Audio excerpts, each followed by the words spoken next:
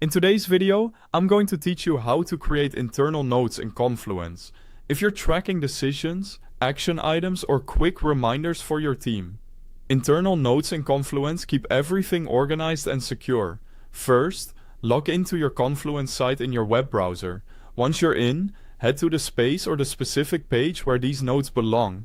Spaces act like folders for projects or departments, so pick the one your team already uses. If you don't see a suitable page yet, use the Create button in the top menu to start fresh.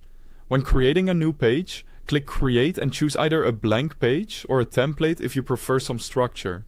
Give the page a clear, searchable title, like Internal Notes, Project X, so teammates recognize it instantly.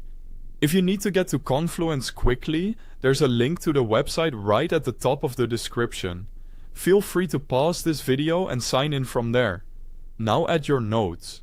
Click anywhere in the editor and start typing just as you would in a document. Keep your voice concise and action-oriented so others can scan it fast. If some content is sensitive, you can mark it as internal by setting page restrictions. Look for the padlock icon at the top right, open restrictions, and choose that only specific people can view or edit the page. Add the teammates who should have access and confirm. This keeps your notes private to the right audience. Take a moment to format for clarity. Use headings to break sections, bullet points for lists, and tables for structured details like owners and due dates. Confluence macros can help highlight important items. Try the info macro for friendly callouts or the panel macro to frame critical warnings or status updates. When you're ready, click Publish to save your page and make the notes available.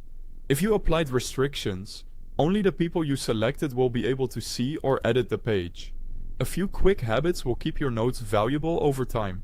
Keep entries short and clear, add labels so they're easy to find later with search, and update the page regularly as decisions change or tasks move forward. That's it. Your internal notes are set up and secure in Confluence. If this helped, give it a like, share it with your team, and subscribe for more practical workflows. Thanks for watching.